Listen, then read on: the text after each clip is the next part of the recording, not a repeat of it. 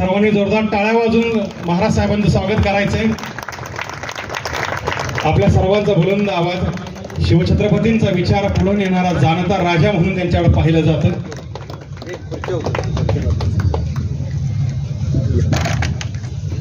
या उदयनराजे भोसले यांचं मनपूर्वक स्वागत.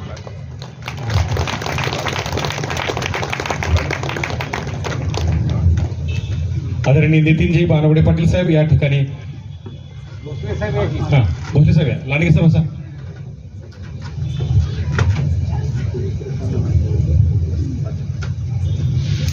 अनपेक्षितरित्या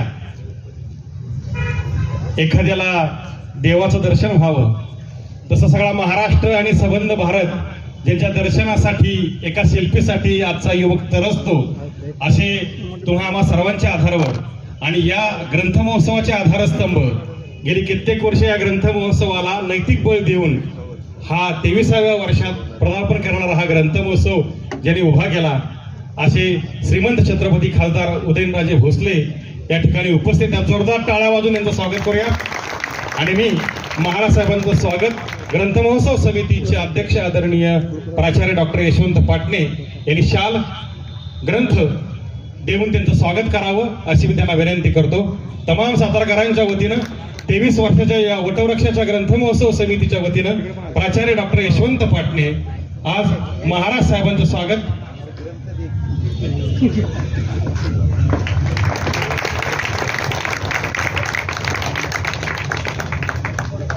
या कार्यक्रमासाठी महाराज साहेब आपण उपस्थित राहिलात.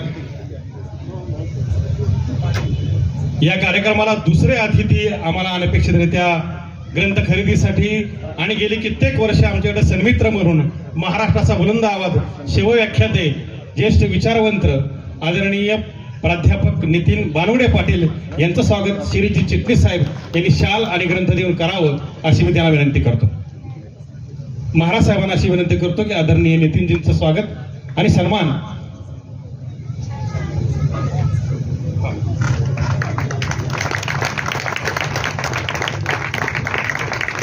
या कार्यक्रमाचे मर्म असणारे आदरणीय प्राध्यापक सुरेश शुक्ल यांचा सन्मान श्रीमंत छत्रपती उदयनराजे महाराज साहेबांच्या हस्ते मी मालकांना अशी विनंती करतो की आपण या कार्यक्रमाचे मर्म गेली कित्येक वर्ष स्वर्णिनाथ संगीत मंचच्या वतीनं 23 वर्ष आमच्या सोबत असणारे एकदा सुरेश शुक्ल सरांच्या डोळ्यात जोरात टाळ्या वाजून स्वागत करूया.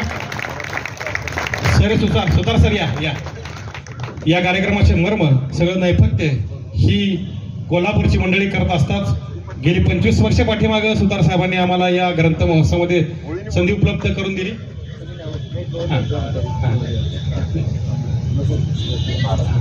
सगळ्या ओळीने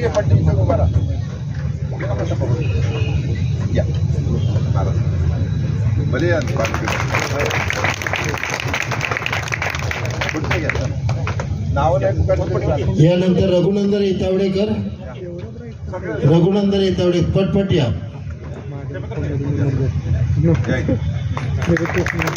रमेश नलवडे व्यवस्थापक,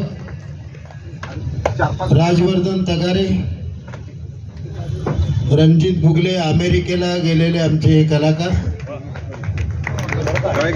परत आले.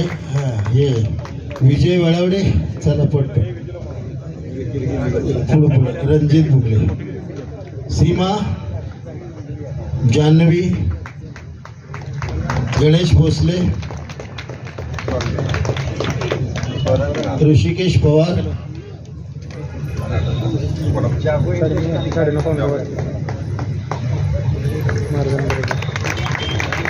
महाराजांच्यासाठी 4 वर्षापूर्वी जागो हिंदुस्थानी हा कार्यक्रम त्यांच्या उपस्थितीत कराड या ठिकाणी केलेला होता. उदयनराजेंनी तेव्हा कलाकारांचं फार कौतुक केलेलं होतं. स्वानंद जाधव, ऋषिकेश पवार,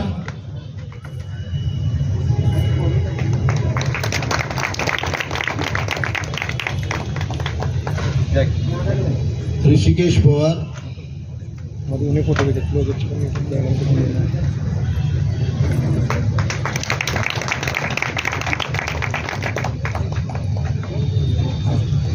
कराडला उदयनराजेंनी मुद्दाम या कलाकारांचं कौतुक केलं होतं. नुकतेच आम्ही अमेरिकेहून आलो होतो. भारतभूषण शेंपेकर जे त्या कार्यक्रमाला निवेदक म्हणून होते,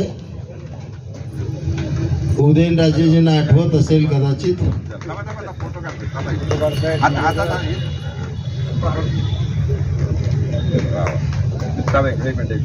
ऋषिकेश पवार, ऋषिकेश पवार लवकर.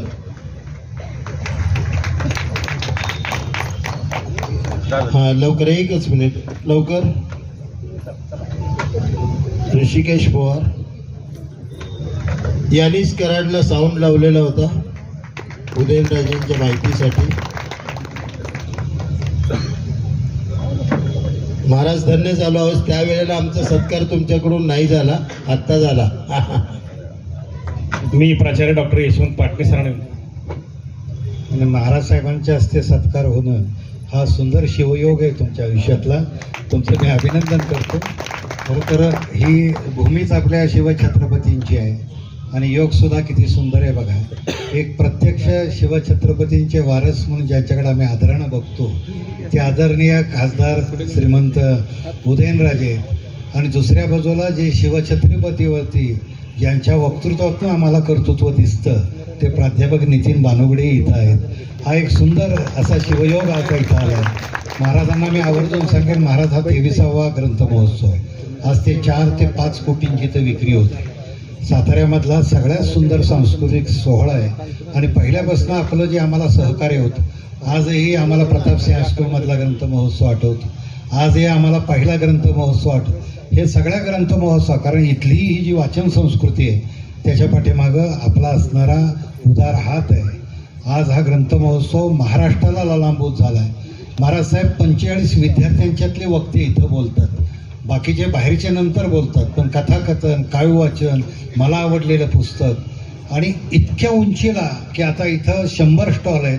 इथले स्टॉल आम्हाला नको म्हणावे लागतात, इतके स्टॉल इथं वाढत आहेत. सातारची एक वेगळी ओळख, जसं सातारचा कंदीपेढा मोदींचा, तो जो मोदी म्हणल्यानंतर जरा हसतात मधून अजून आमचे महाराज, पण मोदींच्या कंदीपेढ्यानं जसं सातार समुद्रापलीकडं आपलं नाव नेलं तसं सातारच्या ग्रंथ महोत्सवानंही आपली कीर्ती सातार समुद्रापलीकडे नेली आहे.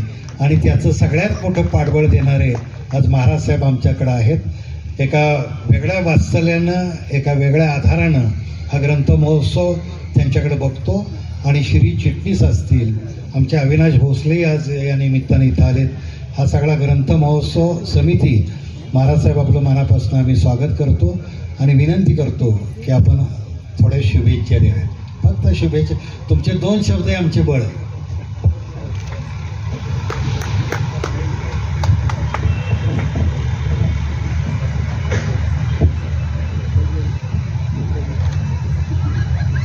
एक 2 नाही तर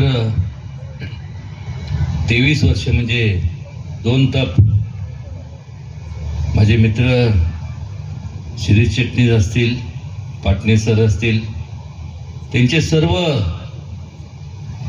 ग्रंथ महोत्सव समितीचे सर्व पदाधिकारी असतील, त्यांच्या योगदानामुळं, त्यांच्या सातत्यामुळं गेले 23 वर्ष हा ग्रंथ महोत्सव आपल्याला साताऱ्यात पाहायला मिळतो. आणि त्याकरता माझे आज अत्यंत जुने आणि जवळचे मित्र प्राचार्य नितीन बानुगडे पाटील या ठिकाणी आलेत. प्रथम मी त्यांच्याकडे पाहिल्यानंतर असं वाटलं की मी म्हणजे काळा शर्ट घातला, त्यांनी पण घातला होता, पण लोकांना असं वाटलं नाही की आम्ही एका बँडमधलेच आहोत, पण आहोत. आणि ह्या ठिकाणी जे आज मंजुरानाचा कार्यक्रम जो पार पडतोय त्या संपूर्ण कलाकारांचा मनापासून इथं आवर्जून आल्याबद्दल त्यांचं स्वागत, त्यांचे आभार. उपस्थित सर्व ग्रंथप्रेमी सर्व वेगवेगळ्या स्टॉलधारक असतील, भोसले साहेब असतील, अनेक हे नाव घेतले तर हे कोणाचं नाव घेतलं नाही म्हणून कोणी कमी म्हणजे कमी अशातला भाग नाही. प्रत्येकाचं आपापल्या परीने योगदान असतं आणि त्यामुळं हा अत्यंत चांगल्या रीतीने हा ग्रंथ महोत्सव अनेक वर्षापासून पार पडतोय. संपत्ती मग कुठली जरी असली तर जी जेव्हा आपण वाटतो त्यावेळेस ती कमी होती, पण ज्ञानाची ही जी संपत्ती आहे ती वाटण्यानंतर त्याचा प्रसार जेवढा आपण करतो ती वाढत जाती. त्यामुळंच एक प्रकारची दूरदृष्टी आपल्याला सर्वांना प्राप्त होती. एक विचारामध्ये जी व्यापकता यायला पाहिजे ही फक्त वाचनामुळं येत असते. वेगवेगळ्या प्रकारचे ग्रंथ असतात. आवर्जून या ठिकाणी जेवढे तरुण मंडळी आहेत त्या लोकांना खास करून मला सांगावंसं वाटतं की भरपूर वाचन करा. त्यातनंच भविष्य काळात तुमचा एक दिशा मिळेल आणि त्यातनंच एक तुमची अत्यंत भरारीने प्रगती होईल. ग्रंथ हा म्हणजे एक प्रकारचा कॅटलिस्ट असतो. तो प्रोपेल्शन करतो तुम्हाला, तो तुमच्या विचारांना चालना देतो आणि त्याच्यामुळं आपण जर बारकाने विचार केला तर आता या ठिकाणी शिरीष चिटणीस माझे मित्र आहेत. मग शिरीष चिटणीस जर माझ्यापेक्षा वरच्या पदावरती आहेत किंवा माझे बॉस आहेत तर मग ते बॉस कशामुळे? तर माझ्यापेक्षा त्यांना थोडंसं ज्ञान जास्त असल्यामुळं ते बॉस आहे आणि त्यामुळं वाचन हे महत्त्वाचं आहे. आपण किती जरी आपण विचार केला आयुष्यामध्ये की आपल्याला त्या उंचीवर म्हणजे प्रत्येकाच्या वेगवेगळ्या क्षेत्रामध्ये काम करत असताना जेव्हा आपण विचार करतो की आपल्याला त्या उंचीपर्यंत जायचंय, जर आपल्याकडं जर विचारच नसतील, वेगवेगळे ग्रंथ आहेत, मग काय खेळावरती असतील, काय आर्ट्सवरती असतील, कल्चरवरती, वेगवेगळ्या ह्याच्यावरती, त्याचं जर वाचनच आपल्याकडे नसेल आणि आपण ग्रंथच वाचले नाही तर आपल्याला आपल्या बुद्धीला चालना मिळणार तरी कशी? त्यामुळं जसं एखादं कम्प्युटर असतं, कम्प्युटर जेव्हा आपण घेतो त्यात काय नसतं, मग तुम्ही जो डाटा म्हणतो ते तुम्ही फीड करता, त्यातनंच मग तुम्हाला मग हे आता नवीन जे काय आता हे त्यातनं आपल्याला संपूर्ण माहिती मिळते. तसंच आपली आपलं जे ब्रेन आहे हे पण एक प्रकारचं कम्प्युटर आहे. त्याला जर तुम्ही खाद्यच दिलं नाही तर विचार तरी कसं करणार? आणि त्यामुळं जास्तीत जास्त वाचन करावं. आज तर काय ही तुमच्या ह्याच्यावरती पुस्तक जसं आहे त्यामुळे तुम्ही डाउनलोड सुद्धा कम्प्युटरवरनं किंवा ह्याच्यावरनं करू शकता. वेगवेगळे प्रकारे जास्तीत जास्त ज्ञान आपण प्राप्त करावं, जास्तीत जास्त मोठ्या उंचीवर आपण जावं, जेणेकरून ह्या संपूर्ण आज तुम्ही तरुण जरी असला तर उद्या उद्या या देशाचा भविष्य काळ तुम्ही आहात. त्यामुळं हा देश प्रगतीच्या मार्गावर न्यायचे असेल तर ह्यात प्रत्येकाचं योगदान असणं गरजेचं आहे. आणि एक जेव्हा आपण म्हणतो ना की तो करेल तसं नाही, आपण स्वतःपासून सुरुवात करायला पाहिजे की आपण केलं तर मग आपल्या मित्रमंडळींना आपण सांगतो, मग तसं एक प्रकारचं एक चेन रिॲक्शन म्हणतो ना ही निर्माण झाली पाहिजे. आणि नेमकं या ग्रंथ महोत्सवच्या निमित्तानं हे एक प्रकारचं जे चालना देण्याचं हे सर्व ग्रंथ समिती ग्रंथ महोत्सव समिती जी करत आली अनेक वर्षापासून, ही एक प्रकारची चेन रिॲक्शन करत आज या ठिकाणी म्हणजे सुरुवातीला एवढी मोठी उलाढाल होत नव्हती, पण जसं जसं हळूहळू जसं ह्याचं सुरुवात झाली आणि आज करोडो रुपयांची आपण या ठिकाणी पुस्तकांची म्हणजे जे काय विक्री आपण पाहतो, ती विक्रीपेक्षा महत्त्वाचं म्हणजे त्या जे काय पब्लिशर्स असतील, प्रिंटर्स असतील, त्यांना सुद्धा इथं एक प्रकारचं एक दालन त्यांना मिळतं. पण त्यापेक्षा जास्त जे काय तुम्ही पुस्तकं घेता त्यातलं ज्ञान आत्मसात करावं आणि जास्तीत जास्त आपलं भवितव्य आपल्या हातात असतं. किती घडवायचं, कुठपर्यंत जायचं हे दुसरं कोण आपल्याला घडवत नसतं, आपणच आपल्या स्वतःला घडवत असतो. आणि आपण फार सर्व तरुण फार मोठ्या उंचीवर जावं ही या ठिकाणी मनापासून ईश्वरचरणी प्रार्थना करतो. आणि मला आज या ठिकाणी पुन्हा याचा लाभ मिळाला. मी ग्रंथ महोत्सव समिती उपस्थित सर्व आपण तज्ज्ञ मंडळी, सर्व सुसंस्कृत, आपण सर्व ग्रंथप्रेमी, सर्व जे ह्या नियोजनातले सर्व लोक, या आपल्या सर्वांचं मनापासून या ठिकाणी मी व्यक्तिशः आभार मानतो. धन्यवाद. या ठिकाणी शिवकृपाची भोसले त्याचा सत्कार महाराजांनी करावा.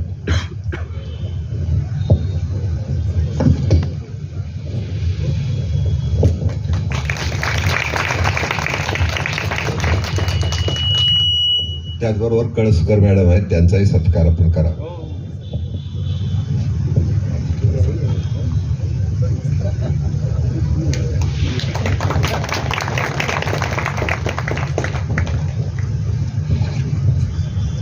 त्याचबरोबर पाटणे सरांचाही सत्कार आपण करावा. ही शिवकृपा पतसंस्था निवडून आणण्यामध्ये त्यांचा मोठा सहभाग आहे.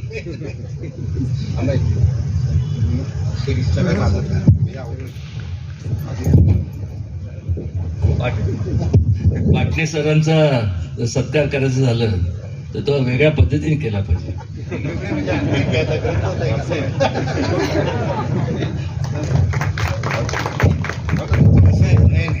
कसं आहे की नितीन बानुगडे ही प्राध्यापक आहेत आणि पाटणे ही प्राध्यापक आहेत, पण साहेब आज तुमच्याच प्राध्यापक संचारला होता. काय सुंदर, मला सांगा 45 मिनिटाचं एवढं सुंदर भाषण, म्हणजे मला खरोखर असं वाटत होतं की मी विद्यार्थी झालोय का काय तुमचा. आणि इतका सुंदर रसाळ. मी खरं सांगेन की ही शक्ती वेगळी असते मंडळी, हे चिंतन वेगळं असतं. मी सहज तुम्हाला अनुभव सांगतो. इंद्रजित भालेराव आले होते आणि मी बोलता बोलता साहेबांची सहज रजताद्रीच्या इथं गाडी झाली आणि इंद्रजीतशी पाऊण तास सर बोलत होते, अध्यक्ष होते आपल्या साहित्य मंडळाचे. आणि मला म्हटले, सर महाराज साहेबांनी वर्ड्सवर्थ, शेक्सपियर, त्याचं घर आणि इतकं बोलत होते. म्हटलं हा कॉम्प्युटरच त्यांच्या डोक्यात हे लक्षामध्ये घ्या. मी महाराज मला आवर्जून सांगावंसं वाटतं की म्हणजे सरांचे वडील, मी जेव्हा माझं कॉलेजचं शिक्षण संपून जेव्हा परत म्हणजे सातारला परतलो त्यावेळेस खूप मला त्यांचं मार्गदर्शन लाभलं. नेहमी त्यांच्याकडे जाऊन बसायचो, घरी जायचो. त्यावेळेस शाहूपुरी परिसरात ते राहायचे आवर्जून त्या ठिकाणी. आणि पहिल्यापासून इंग्लिश मिडियममध्ये असल्यामुळं, हॉस्टेलला असल्यामुळं फारसं मराठीचं म्हणजे मराठीवर जास्त प्रभुत्व नव्हतं. मग मला म्हणजे पाटणे सरांनी, थोरल्या पाटणे सरांनी, त्यांनी मला संपूर्ण सांगितलं की असं, आणि असं बोलत असताना असं समजायचं की समोर जेवढे बसले, मी तुमचं नाही म्हणत, त्यांनी मला जे सांगितलं आपणच सगळ्यात हुशार आहोत. त्यामुळं चुकून माकून जर काय माझ्याकडनं असं बोललं की हे गेलं तर मला प्लीज कृपया माफ करा. लांडे सरांचा एक सत्कार. वयाची 81 वर्ष त्यांची. प्रदीप कांबळे या. सुनीता कदम आहे, सुनीता आहे. ग्रंथ महोत्सव समितीचे जर मंडळी असतील तर या. पट पार्टे सर या तुम्ही. योग बंटे मॅडम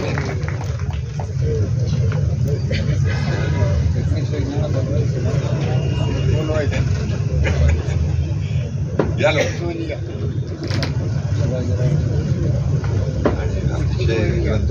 पुढे बघा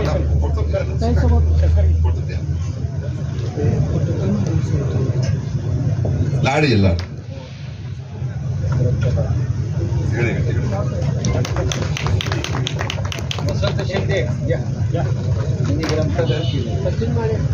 म्हणते मॅडम इकडे इकडे आवाज या वयात सुद्धा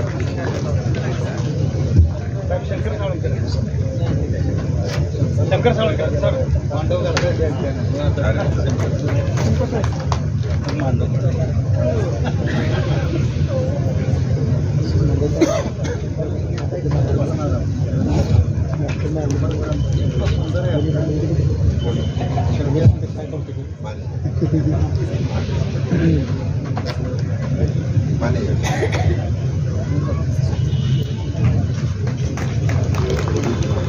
तिकडे पडते पळ पळ पळ तिकडे तिकडे लवकर चला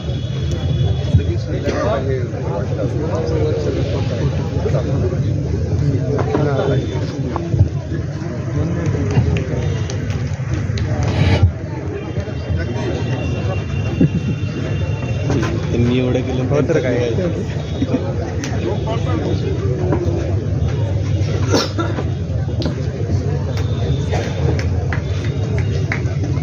काढला त्यांचा पण फोटो काढला शिर्के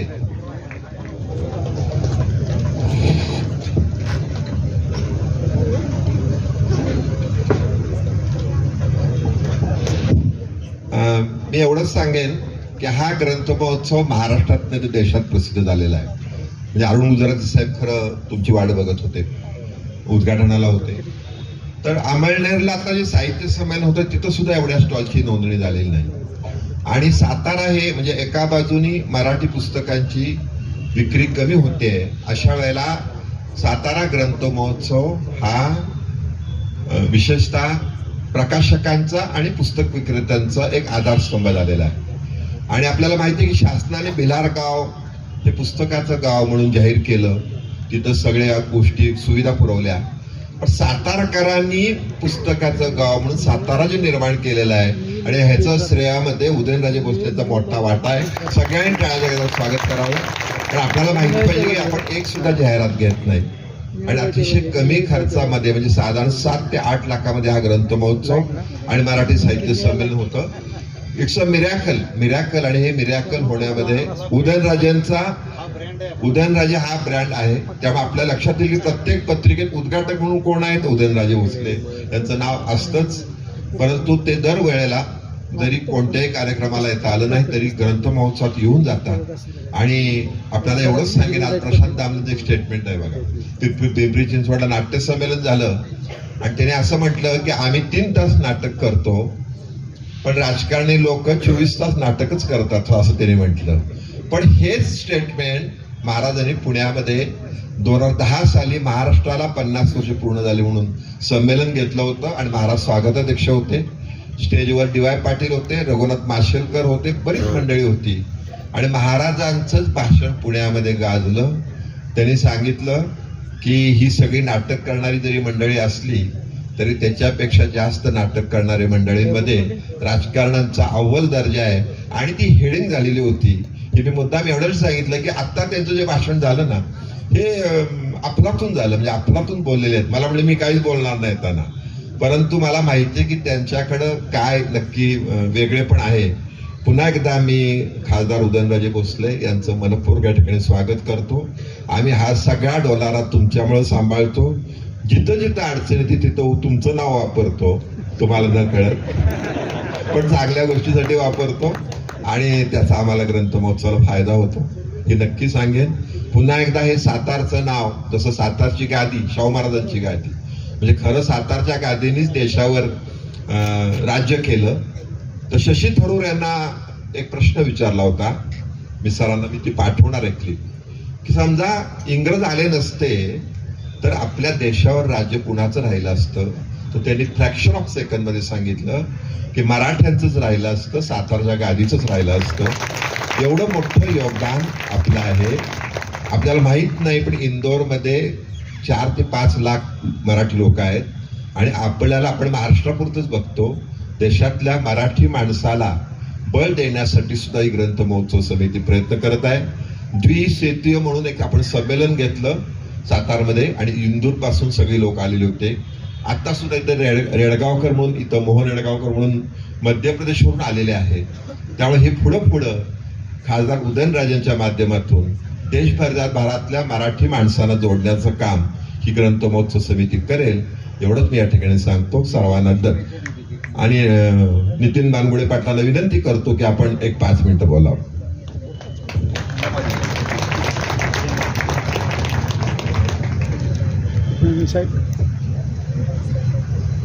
माणसं जिवंत असतात म्हणजे देश जिवंत असतो असं नाही. ज्या देशातलं साहित्य आणि संस्कृती जिवंत असते तो देश जिवंत मानला जातो. खरं तर आदरणीय महाराज साहेब इथं उपस्थित आहेत.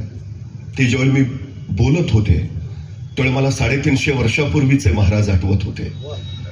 याचं कारण असं आहे की मराठी मन जिवंत करायचे असतील तर त्यांच्यात साहित्याचीच उर्मी फिरली पाहिजे. हे महासाहेब जिजाऊंच्या लक्षात आलं. त्या पहिल्यांदा आळंदीला गेल्या, माऊली ज्ञानेश्वरांची ज्ञानेश्वरी लोकांपर्यंत पोहोचवली. त्या जगद्गुरु तुकोबरायांकडे गेल्या, जगद्गुरूंचं जे कीर्तनाचं प्रबोधन होतं ते लोकांपर्यंत पोहोचवलं. त्यातून पाईकाचे अभंग उभा राहिले आणि त्याच्यातून स्वराज्याचे नाईक तयार झाले. खरं तर 1646 ते 1700 या सालामध्ये छत्रपती शिवाजी महाराजांनी महाराष्ट्रात इतकी ग्रंथसंपदा निर्माण केली. त्यावेळी रायगडावर त्यांनी विवेक सभा उभारली होती, ज्याला मी आताच्या भाषेत डिबेटिंग क्लब म्हणतो. आणि जगभरातले विद्वान तिथं यायचे आणि महाराज त्यांच्याशी विविध विषयांवर बोलत राहायचे, चर्चा करायचे. अनेक जगभराच्या विद्वानांकडून महाराजांनी त्या काळात ग्रंथ लिहून घेतले. एवढंच नाही तर रायगडावर महाराजांनी छापाई करण्याचं यंत्र आणलेलं. त्या काळात त्याला लिहिता मंडप असं म्हटलं जायचं. दुर्दैवानं ते सुरू झालं नाही. महाराजांनी ते सुरतेच्या भीमजी पारेख यांच्याकडे दिलं. त्यांनी ते छापाई यंत्र सुरू केलं आणि हिंदुस्थानातला पहिला छापखाना सुरतला उभा राहिला, ज्याचं नाव होतं श्री शिवाजी छापखाना. म्हणजे हिंदुस्थानच्या छापाई कलेचे जनक म्हणून आम्हाला महाराजांकडेच बघावं लागतं. महाराजांनी महाराष्ट्रात नुसतं स्वराज्य उभा केलं नाही, तर महाराष्ट्र नव्हे तर हा देश साहित्यिक आणि सांस्कृतिक पातळीवर खऱ्या अर्थानं समृद्ध केला. एवढंच नव्हे तर आज मी आवर्जून ऐकत असतो की देशाच्या संसदेमध्ये इंग्रजीमध्ये अत्यंत प्रभावीपणे बोलणारा खासदार ही आदरणीय महाराज साहेबांची ओळख आहे. कुठल्याही विषयावर त्यांचं बोलणं इतक्या प्रभावी पद्धतीनं होतं. याचा मागोवा जर आम्ही केला तर मला आठवतं की छत्रपती संभाजी महाराजांना 1 नाही 2 नाही 3 नाही 4 नाही तब्बल 16 भाषा येत होत्या. मराठी येते, हिंदी येते, उर्दू येते, कन्नड येते, तामिळ येते, हिब्रू येते, पाली येते, संस्कृत येते.